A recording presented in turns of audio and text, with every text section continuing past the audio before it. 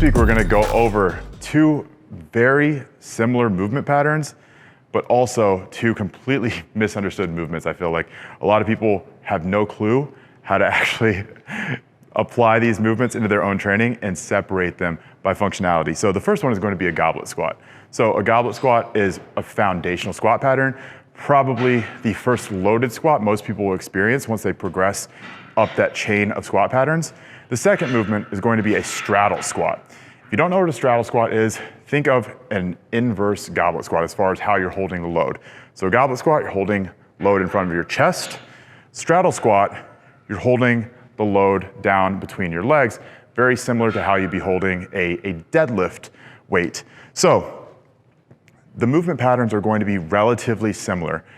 The thing that you need to understand is that a goblet squat is going to be much more of an upright torso and much more of a narrow stance naturally. A straddle squat, because of the mechanisms by which it works, it's going to be going between your legs. You're going to have to naturally abduct and widen your stance just a smidge. So there is going to be some of that interplay there that's going to make it a little bit different from a goblet squat already. But I think the biggest thing to note is that the change in load from chest height to at arm's length is going to actually distort some of those mechanics. So we are going to experience some differences there. Specifically, the goblet squat is going to be a little bit more quad focused. The straddle squat is going to be a little bit more hip glute dominant. So whenever you are applying those to your programming, it's important to note exactly which one is going to be more favorable there. So goblet squat, starting here, getting that load up to your chest. It can be done with a kettlebell, dumbbell, any kind of other modality that you can hold like this easily. And you're going to perform squat patterns.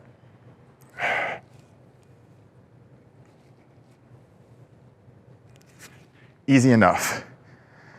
A straddle squat, on the other hand, and I'm going to bring these in just a smidge to kind of make the point a little better, is going to be that same general squat pattern, but just with a different load placement. So here, you're naturally going to have to hinge your hips back to start.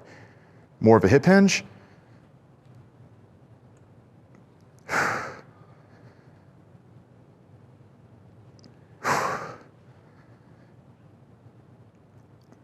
And most people will find that they can't get nearly the same range of motion through their hips and through their knees on a straddle squat as with a goblet squat. So because it is a little bit more of a hip hinge dominant movement, and you're gonna have to push back a bit more, you're gonna be a little bit more restricted. And one important thing to note with the straddle squat, especially if you're using kettlebell, dumbbell, anything like that, to get more range of motion, which is what you should be getting with that squat pattern because you're not doing a deadlift here, this is actually a squat, you're going to have to elevate your feet like this to create room for that load to travel below your feet. If not, you're gonna end up running into some issues with hitting the floor like that, right? So, big things here, big takeaways. Straddle squats, you're going to be able to use more load. Because the load is not here in front of your chest, you're going to have better mechanics for actually driving through that. It's gonna be a little bit more displaced in your hips and your glutes versus in your quads. Whenever you're holding it like this, it's just inherently much harder. It takes much effort to hold a weight in front of your chest than it does at arm's length. So goblet squats will be a little bit more limited there, but by that same token, a goblet squat's failure point is going to be safer than a straddle squat's. If you can no longer do goblet squats, you can just dump the load. But with the straddle squat, because you can use heavier load, because your legs are going to be much more of the failure point than your shoulders, than your upper back will, it puts you at a little bit more stress for low back injury, potentially, if you're not careful. But whenever performing these movements, goblet squats are gonna be typically the first go-to for most people. Get used to that pattern, get used to getting that more natural squat motion in. If someone's trying to make a more glute dominant squat, then a straddle squat might be the better option there as well. But just understanding that there are differences and understanding that a goblet position here differentiates very clearly from that straddle squat position here.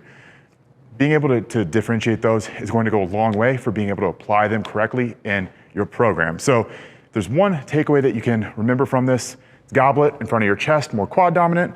Straddle at arm's length, more hip dominant. Apply those into your training and you're going to get a lot out of each of these squat variations.